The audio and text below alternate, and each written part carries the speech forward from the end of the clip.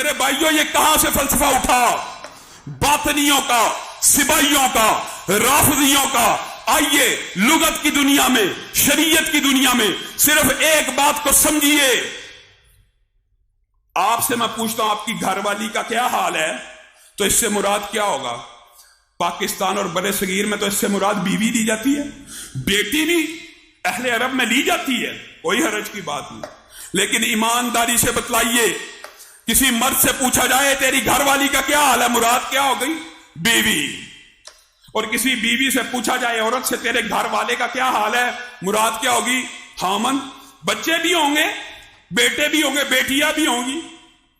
لیکن یہ فلسفہ کہاں سے آیا کہ اہل بیت اور گھر والوں سے مراد دماد اور بیٹی تو ہو سکتے ہیں لیکن بیوی نہیں؟ یہ فلسفہ کہاں سے ہے؟ اٹھائیے سورۃ احزاب، جو آج کے بعد یہ بکواس کرے قرآن پاک کھولیے، 22واں پارہ جہاں سے شروع ہو رہا ہے، اور پیچھے سے بھی سورۃ احزاب پڑھنا شروع کر دیجئے۔ اللہ رب العزت ازواج مطہرات کو مخاطب ہو کے کیا کہہ رہا ہے؟ وَقَرْنَ فِي بُيُوتِكُنَّ، صیغہ مؤنث کا، وَقَرْنَ فِي بُيُوتِكُنَّ، مردوں کو خطاب نہیں ہے، اپنے گھر میں قرار پکڑو۔ وَلَا تَبَرَّجْنَ تَبَرُّجَ الْجَاهِلِيَّةِ الْأُولَىٰ وَأَقِمْنَ الصَّلَاةَ وَآتِينَ الزَّكَاةَ، سارے سیغے مؤنث کے، ساری مؤنث کے سیغوں کے بعد اللہ تعالیٰ نے یہ سارے احکامات نازل کرنے کے بعد کیا کہا؟ یہ احکامات اس لیے نازل کر رہا ہوں انما یرید اللہ لیذہب عنکم الرجس اہل البیت، تاکہ تمہارے اندر سے ہر قسم کی ناپاکی دور کر دی جائے۔ اے نبی کی گھر والیوں، اس آیت سے مراد بعض رافضی یہ لیتے ہیں کہ نبی کی بیویاں یہاں پہ نہیں، اہل بیت سے مراد صرف بیٹی ہے اور صرف دماد ہیں اور نواسے ہیں وغیرہ وغیرہ، جو ان کا فلسفہ آپ کو پتہ ہی ہے۔ اگر یہاں پہ آیت ختم ہو جاتی تو یہ وہم پڑ سکتا تھا کہ پچھلا خطاب ازواج سے تھا اور آگے خطاب اچانک اولاد سے شروع ہو گیا ہے، لیکن آگے اس آیت کے بعد بھی اللہ نے خطاب کیا تو کیا کیا؟ وَذْكُرْنَا، پھر ازواج مطہرات سے خطاب، پہلے بھی اور بعد میں بھی۔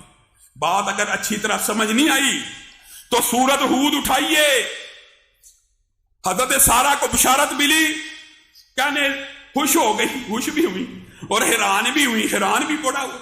بوڑھی عورت ابراہیم بوڑھے ہو گئے ہیں، میں بانچ ہوں، اس عمر میں بچہ۔ حیرانگی کا اظہار ہوا تو اللہ تعالیٰ نے قرآن پاک میں آیت نازل کی، وہی لمحات کی، اتعجبین من امر اللہ، اللہ کے حکم پہ حیران ہوتی ہے۔ رحمت اللہ وبرکاتہ علیکم اہل البیت، بتائیے نہ سارا کے گھر کوئی اولاد ہے، نہ بیٹا ہے، نہ کوئی خاندان ہے، اللہ تعالیٰ کہہ رہا ہے رحمت اللہ وبرکاتہ علیکم اہل البیت، اے ابراہیم کے اہل بیت تمہارے اوپر اللہ کی رحمت ہے۔ کون اہل بیت بتائیے؟ اگر بیوی اہل بیت نہیں ہے تو پھر تو دماد بلولا نہیں ہو سکتے۔ ایک لاجک اور فلسفے کی بات کر رہا ہوں، ہم تو مانتے ہیں رسول اللہ نے کہہ دیا ہم نے مان لیا، یہ تمہارا مسئلہ ہے۔ قرآن پاک میں بھی اہل بیت اگر کہا گیا بیویوں کو کہا گیا، انہوں نے اعزازی اہل بیت کو بھی اہل بیت اصلی بنا لیا، بنانا چاہیے، کیونکہ رسول اللہ نے جس کو اپنا اہل بیت کا ہم نے مان لیا، لیکن جو اصل اہل بیت ہے اس کو اہل بیت سے نکال دیا۔ بسم اللہ الرحمن الرحیم، انما يريد الله ليذهب عنكم الرجس اهل البيت ويطهركم تطهيرا۔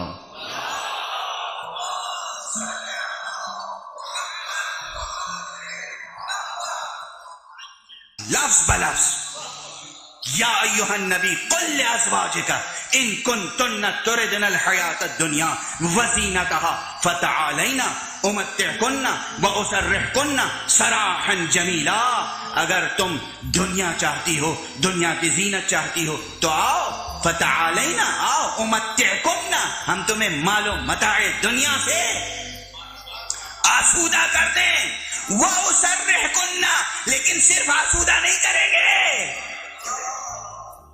وَأُسَرِّحْكُنَّ سَرَاحًا جَمِيلًا، پھر ہم خوبصورتی سے تمہیں خود سے جدا کر دیں گے، آزاد کر دیں گے۔ دامن وقت میں گنجائش نہیں ہے۔ اس کے بعد کی آیتیں وہ ہیں جو صرف پروردگار کو زیب دیتا ہے کہ وہ اس انداز سے خطاب کرے۔ ہم تو ترجمہ کرتے ہوئے بھی لرز جاتے ہیں کہ کس سے خطاب ہے۔ اس کے بعد خطاب کا جملہ ہے، مجبور ہوں، قرآن کی آیت ہے اس لیے ترجمہ کر کے آگے بڑھ جاؤں۔ کہا اور سنو، اگر تمہیں آخرت چاہیے، نبی چاہیے، حیات آخرت چاہیے، اللہ، نبی اور حیات آخرت چاہیے، تو پھر ہم یقیناً تمہیں اجر دیں گے، تمہارا اجر بہت زیادہ ہے۔ اس کے بعد آگے بڑھی، اگر تم میں سے کسی نے کوئی فحش حرکت کی،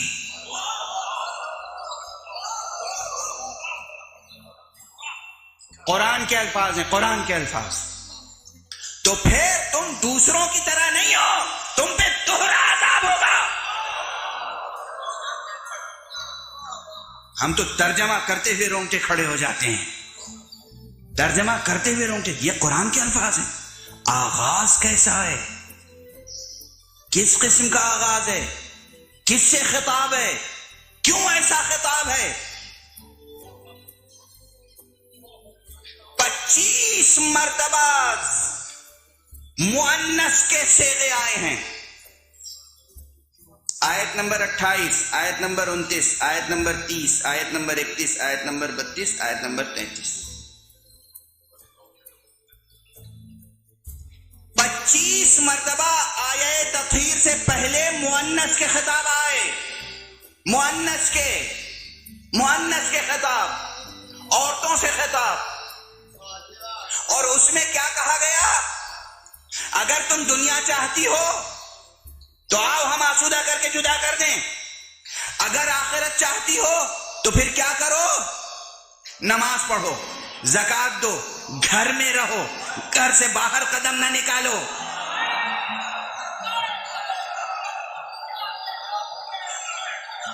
قرآن میں تاریخ نہیں پڑھ رہا ہوں۔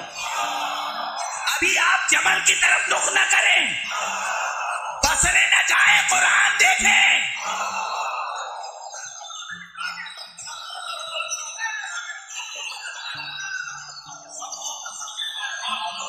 ابھی ہوا پر بسرے کا رخ نہ کیجیے، قرآن کی آیت پڑھیے، گھر میں رہو، اور ویسی حرکتیں نہ کرو جیسی جاہلیت کی عورتیں کرتی ہیں، وہ زینتیں نہ کرو جو جاہلیت کی زینتیں ہیں۔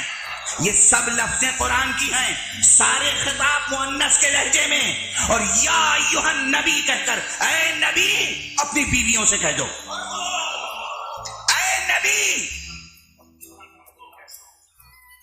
اے محمد اپنی بیویوں سے کہہ دو، نہیں، اے نبی تم میرے نبی ہو، تم میرے صاحب منصب ہو، تم اپنی بیویوں سے کہہ دو کہ اگر وہ نبی خدا کی بیوی رہنا چاہتی ہیں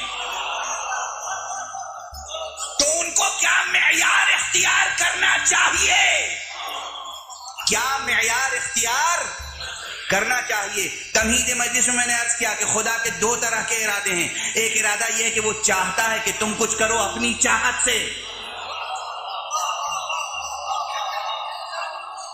اور جب وہ کچھ چاہتا ہے کہ تم یہ کرو اپنی چاہت سے تو خطاب کرتا ہے، حکم کرتا ہے، حکم کا مخاطب مکلف ہوتا ہے۔ تم نماز پڑھو، تم روزہ رکھو، تم حج کرنے جاؤ، تم زکات دو، تم جہاد کرو۔ ایسے یہاں پروردگار چاہتا ہے کہ بیویاں احکام الہی کو بجا لائیں تو فرماتا ہے تم نماز پڑھو، تم زکات دو، تم زینت جاہلیت نہ کرو، تم گھر سے قدم باہر نہ نکالو۔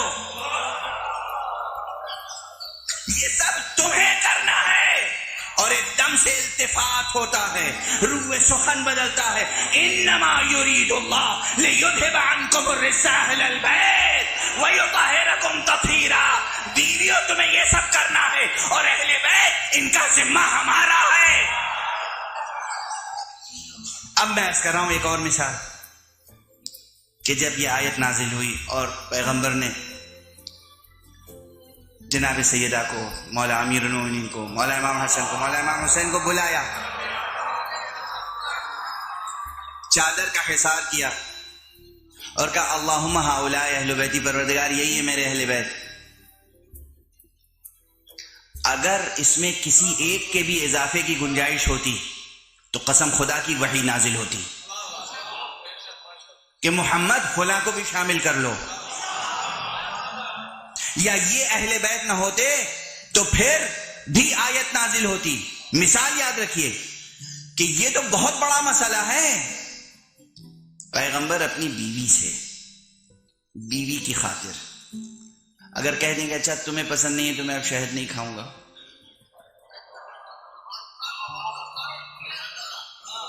یہ کوئی اتنا بڑا مسئلہ ہے کہ اس میں اللہ مداخلت کرے؟ توجہ ہے بھئی، اولن تو گھر کی باتوں میں کسی کو مداخلت عام طور پر یعنی متانت و تہذیب کے خلاف سمجھا جاتا ہے، اور پھر میاں بیوی کے درمیان کی گفتگو، میاں نے بیوی کی خواہش کا احترام کرتے ہوئے اور کہہ دیا کہ بھئی تمہیں پسند نہیں ہے تو میں نہیں کھاؤں گا، اپنی ذات کی حد تک بات، امت کے لیے تھوڑی کہہ رہے تھے کہ آج سے میں نے سب پہ شہد حرام کر دیا۔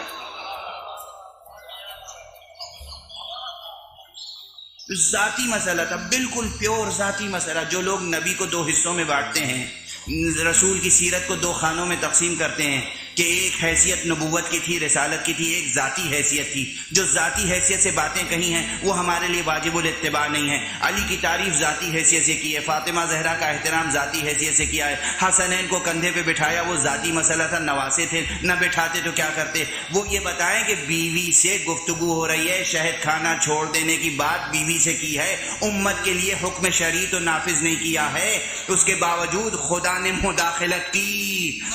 یا ایھا النبی، اے نبی تم کیوں اس چیز کو حرام قرار دے رہے ہو جسے میں نے حلال قرار دیا ہے؟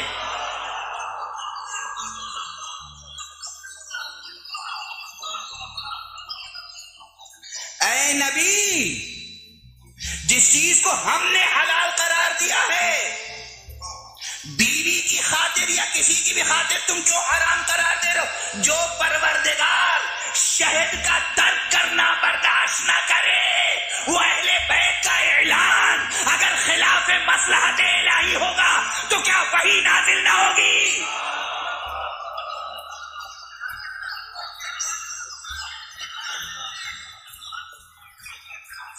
پیغمبر فرما رہے ہؤلاء اہل بیتی، یہ میرے اہل بیت ہیں۔ گھر میں کہا، میدان میں کہا۔ اگر پیغمبر کا ذاتی فیصلہ ہوتا کہ ان کو اہل بیت قرار دیا اور میدان مباہلہ میں لے کے چلے، اور اللہ چاہتا کہ کوئی اور بھی شریک ہو تو وہی نہیں آتی۔ مثال ہے، رسول اللہ نے کسی کو سورہ برات کی آیتیں دے کر مکے روانہ کر دیا، اللہ کی مرضی نہیں تھی تو آیت آئی، جبرائیل آئے، انہیں نہ بھیجو اسے بھیجو تو تمہارے اہل میں سے ہو۔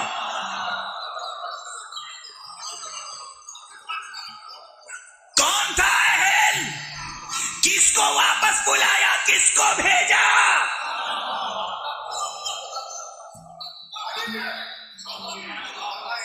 کس کو واپس بلایا؟ یہ آپ بتائیں، کسے بھیجا؟ ہم سے سنیں۔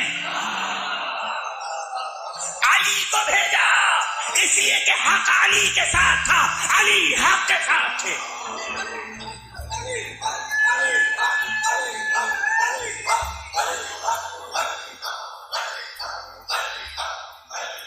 بس گفتگو کو تمام کرنے دیجیے، گفتگو کو تمام۔ یہاں بھی لفظ کیا تھا؟ اہل۔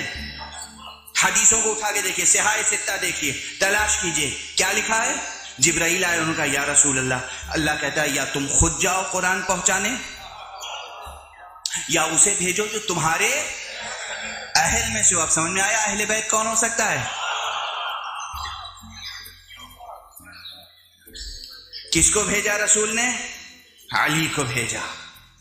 اہل بیت کا تعین، اہل بیت نبی کا تعین خدا کے ہاتھ میں ہے، نہ نسب نہ سبب۔ خدا نے منصب دیا، نبی بنایا، اب خدا جسے چاہے گا وہ ان کا شریک کار بنے گا، جسے نہیں چاہے گا وہ شریک کار نہیں بن سکتا۔ یہ ایک اصول۔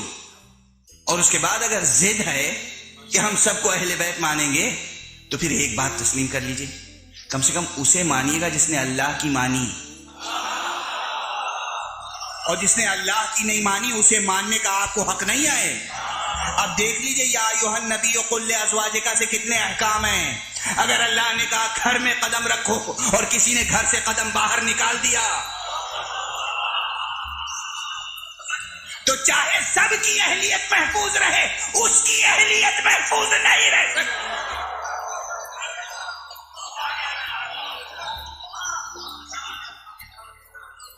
ممکن نہیں ہے۔ خدا کی نافرمانی اور پھر اہلیت، خدا کی نافرمانی اور پھر اہلیت، بس یہ وقت کی باطل قوتوں کے کچھ زر خرید راوی تھے جنہوں نے اس طرح کی روایتیں گڑھی ہیں کہ آیت تطہیر میں یہ بھی شامل ہیں اور وہ بھی شامل ہیں، ورنہ صحیح مسلم کی روایت سنا رہا ہوں آپ کو۔ صحیح مسلم کا نام تو سنا ہوگا۔ صحیح مسلم کی ایک روایت ہے کہ ایک جلیل القدر صحابی سے کسی نے پوچھا کہ آیت تطہیر میں اہل بیت سے مراد کون ہیں؟ انہوں نے کہا بس 5۔ کہا بیویاں؟ کہا تمہیں معلوم نہیں عرب بیویوں کے لیے اہل کا لفظ استعمال نہیں کرتے، اس لیے کہ بیوی جب تک بیوی ہے، ابھی طلاق دے دی اس سے کوئی رشتہ باقی نہیں رہے گا، وہ اہل بیت کیسے ہو سکتی ہے؟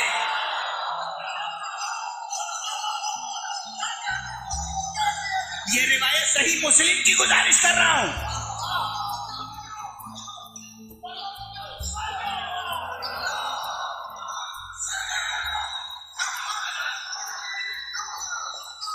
یہ صحیح مسلم کی روایت ہے۔ کہتے تم عربی نہیں جانتے؟